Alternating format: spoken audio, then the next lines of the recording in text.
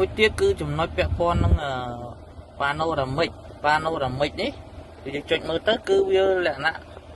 ផ្ដល់រូបភាពកាមេរ៉ា360ឲ្យយើងមើលទេអញ្ចឹងនៅពេលដែលយើងចេញដំណើរកាច់ចកោតឬក៏សញ្ញោអីវានឹងផ្ដល់ព័ត៌មានឲ្យយើងឃើញថាយើងកាច់ទៅឆ្វេងទៅស្ដាំឲ្យឃើញរូបភាពឲ្យបងណារូបភាពហើយយើងប៉ុន្តែវាប្រាប់ពីលបឿនថាតើរូបភាពហ្នឹងបង្ហាញយើងនៅក្នុងលបឿនប្រមាណបានវាបាត់អញ្ចឹងលបឿន15គីឡូម៉ែត្រក្នុងម៉ោងគឺវានៅឲ្យយើងឃើញអញ្ចឹងឡើងដល់លបឿន20គឺយើងមើលឃើញដែរប៉ុន្តែយើងយកលបឿន30ទៅដើម្បីឲ្យរូបភាពហ្នឹងផ្ដល់យើងរហូតដល់លបឿន30អញ្ចឹងយើងនឹងបើកបោរៀងស្រួលអញ្ចឹងណាបងបើ driving ពាក់ព័ន្ធនឹង option driving ក៏ចឹងដូចគ្នាដែរគឺយើងបើកចោលវាអស់ទៅបាទបើកចោលវាទៅវាអត់ត្រូវបិទទេព្រោះហ្នឹងប្រព័ន្ធគ្រប់គ្រងចកោតប្រព័ន្ធគ្រប់គ្រងដំណឹងរថយន្តអីពាក់ព័ន្ធចកោតអីគឺបងចង់ដូរ option វាក៏ដូរទៅយើងចុចបិទវាសិនបិទវាហើយវានឹងលោតរបៀបថាគ្រប់គ្រងដោយប្រព័ន្ធភ្លើងស្តង់ដារឡានឬក៏លក្ខណៈ sport នេះរៀងស្អិតតិចអញ្ចឹងយើងថាយើងប្រើស្តង់ដារក៏បានយើងប្រើ line ក៏បានប៉ុន្តែជាធម្មតាគឺស្តង់ដារវាទៅ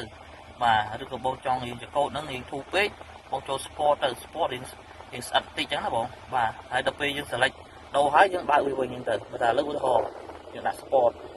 អញ្ចឹងយើងបើកវាវិញបាទបើកវិញយើងដល់ពេលដែលយើងចង់ដូរយើងចុចបិទវាមកវាលោតឲ្យវានៅ sport ឡើយអញ្ចឹងណាបងអញ្ចឹងពេលដែលបុកបិទបាយគឺត្រូវយ៉ាងនេះបិទវារត់មកនេះវិញបាទបើមិនយើងចង់ដាក់នេះយើងបើកគឺវានៅថេរហ្នឹងដល់ពេលយើងបិទវារត់មកស្តង់ដារវិញបាទហើយយើងដាក់ស្តង់ដារទៅអានេះ in car បាទ in car នឹងវាគ្រាន់ឲ្យជាភ្លើងឯងបាទភ្លើងពលឺភ្លើងនៅក្នុងអេក្រង់ផ្សេងហ្នឹងតើកម្រិតភ្លើងវា level ប្រហែលអញ្ចឹងយើងបិទទៅបិទចង់បិទបើកហើយយើងបិទវាហ្នឹងវាងឹតទេបងបាទធម្មតាយើងចង់ភ្លឺឲ្យបើកភ្លើងហ្នឹងទៅអាហ្នឹងវាអញ្ចឹងទេហាមភ្លើងពលឺនៅក្នុងឡានយើងទេហើយនៅក្នុង body ក៏អញ្ចឹងដែរអានេះគឺពាក់អានេះបង្ហាញពីកម្រិតនៃកម្ពស់នៃការបើកគ្រប់ក្រោយមានថាឡានហ្នឹងបើកគ្រប់ក្រោយកម្ពស់វាគឺ100%បើកអស់ហើយអត់មានលើសពីនឹងកម្ពស់ដែលយើងចាក់ស្ដែងថាខាងក្រោយបើកកម្ពស់ប៉ុន្មានគឺមានថាវា100%គឺវាអស់ហើយប៉ុន្តែបើសិនជាបងចង់កំណត់ថាវាខ្ពស់ពេកជាងយើងដែលយើងប្រើប្រាស់បងមានថាកម្ពស់បងរៀងទាបអញ្ចឹងវាបើកដល់100%វាខ្ពស់ពេកអញ្ចឹងយើងអាចអូសវាដូរវាមកដាក់ទៅប្រមាណភាគរយតើវាសមល្មមរបស់យើងឬក៏បងបើងាយស្រួលបំផុតគឺបងត្រូវ set នៅខាងក្រោយមកឈរកម្ពស់ប៉ុន្មានគឺបងឈរ set ទៅនៅក្នុងមក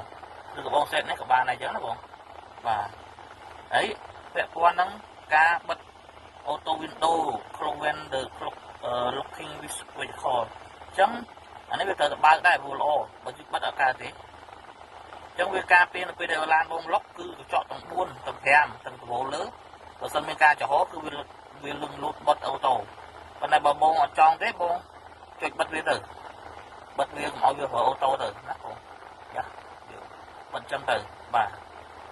បើតែយើងបើកចោលទៅព្រោះអា system ហ្នឹងគឺវាល្អប្រើជាងទេវាអត់មានអីទៅថារំខានជាងទេណាបង